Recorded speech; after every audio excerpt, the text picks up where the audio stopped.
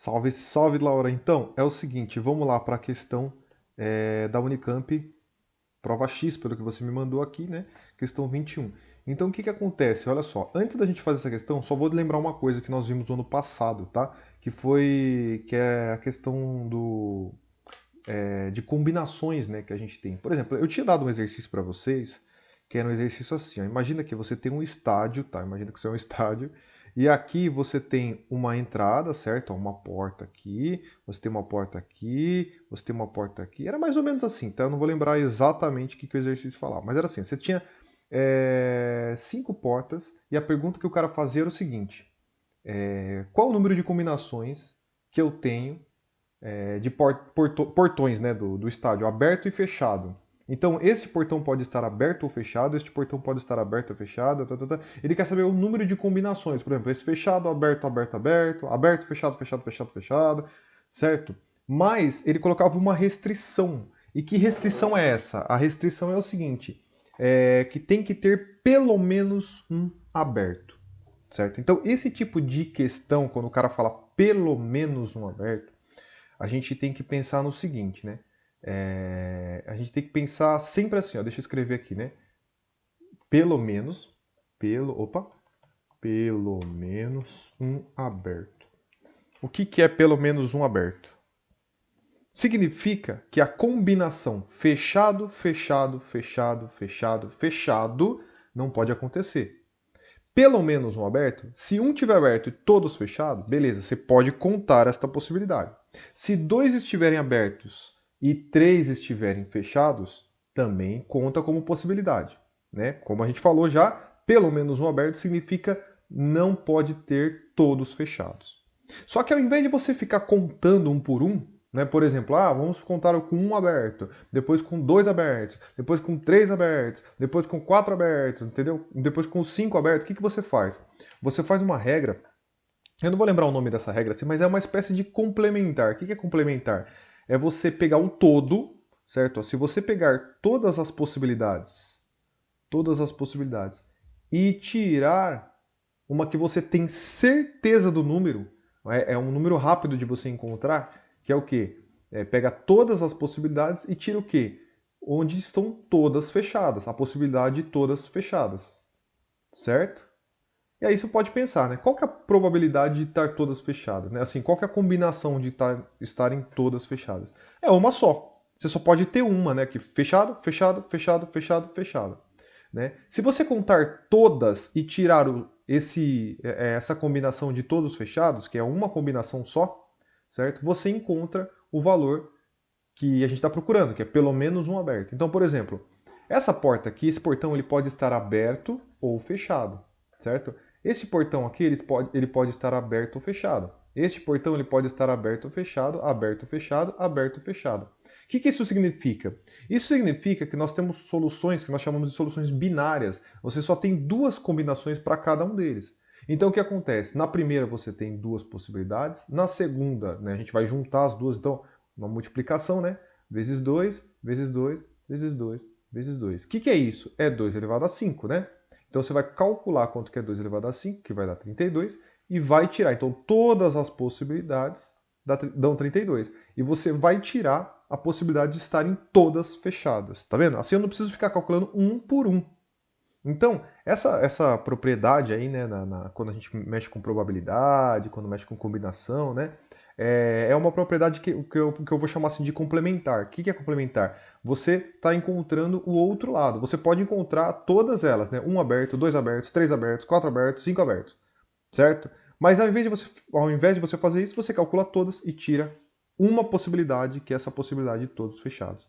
Certo? Então, assim, se a gente usar esse mesmo raciocínio para resolver aquela questão, a gente vai conseguir pensar de uma forma melhor. Só lembrando uma coisa, tá?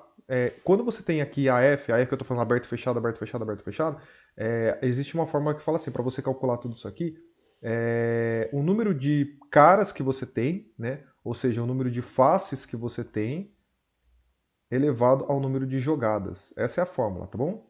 Essa é a fórmula. É para você achar todas as combinações. Por exemplo, você tem dois interruptores, um interruptor aqui e um interruptor aqui. Se cada um deles acende e apaga, qual que é a probabilidade? Ué, cada um deles tem duas faces, ou seja, só pode estar aberto, ligado ou desligado. Então, cada um deles tem duas fases, né? Então, você tem duas jogadas, ou seja, uma jogada aqui e outra jogada aqui. Então, é 2 elevado a 2, que vai dar 4.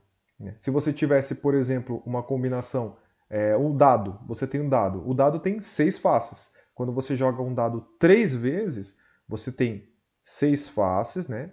E uma jogada 3 vezes. Então, existem quantas combinações? 6 elevado a 3. Tudo bem? Então, é só para lembrar mais ou menos essas questões. Só que a nossa questão ela é mais simples. Eu só usei isso aqui como um exemplo, tá? O que acontece? Ó, vamos pensar o seguinte, que pedra, papel e tesoura, eu vou chamar de 1, outro eu vou chamar de 2 e outro eu vou chamar de 3. Então, o que pode acontecer? Vamos pensar o seguinte, ó, pode ser um pedra, papel, sei lá, vamos chamar um que é 1, pode dar pedra e pedra, pode dar pedra e tesoura, mas também pode acontecer de ter 2, 1, pode acontecer de ter 2, 2, de ter a combinação 2, 3, também a combinação 3, 1, a combinação 3, 2 e a combinação 3, 3, certo? Agora, o que acontece? O que é 1, 1? 1, sei lá, se 1 for pedra, vai ser pedra, pedra. Isso aqui é um empate, ó. Então nós temos empate aqui, certo? Vou colocar um quadrado aqui, ó. Nós temos um empate aqui, nós temos um empate aqui, nós temos um empate aqui. Nessas outras aqui, ou perde ou ganha, certo? Então aqui eu vou chamar de E, vou chamar de E, vou chamar de E. Tá? Então isso no caso de eu jogar uma vez. Se eu jogar uma vez a pedra, papel e tesoura, que possibilidades que eu tenho? Ué, eu posso perder ou ganhar. Aqui, né, ó, vou escrever assim, ó, perder ou ganhar. P e G, né? Perder ou ganhar. Certo? Depende quem é o 2 quem é o 3, né? Se o 2 for papel e o 3 for tesoura, a gente sabe que a tesoura ganha do papel. E aí eu ganhei. Esse cara da direita ganhou e o cara da esquerda perdeu. Então, mas quais são as possibilidades? Isso é tudo que pode acontecer em uma jogada, certo? Só que assim, você tem empate, a chance de empatar é o quê? A chance de empatar é de 3, a probabilidade, de 3 num total de 9, certo? Isso aqui são a quantidade de empates, né? Ou simplificando, 1/3, tá? 1/3, se a gente simplificar. E qual que é a chance de perder ou ganhar? São 6 num total de 9, ou seja, né? Perder ou ganhar, vou colocar assim, ou ganhar, vai ser 2/3, tudo bem? Só que como a pergunta do cara não foi a probabilidade de empatar, foi a probabilidade de pelo menos um empate. Então você não vai ficar calculando um empate, depois 2 empates, depois 3 empates. Ao invés de você fazer isso um por um, igual o exercício lá que eu mostrei para você lá do estádio, é melhor você calcular toda a combinação de perder ou ganhar e tirar do todo, certo? Então vamos pensar o seguinte, ó. Se você vai jogar 3 vezes, ó, aqui é a primeira jogada, aqui é a segunda jogada e aqui é a terceira jogada. Certo? Então, opa, aqui é a terceira jogada. Então o que aconteceu? Qual é a probabilidade? Vamos pensar aqui, ó, perder ou ganhar. Tá? Eu quero saber do perder e ganhar, não quero saber do empate. O empate vai ser o que sobrou, certo? Então vamos pensar.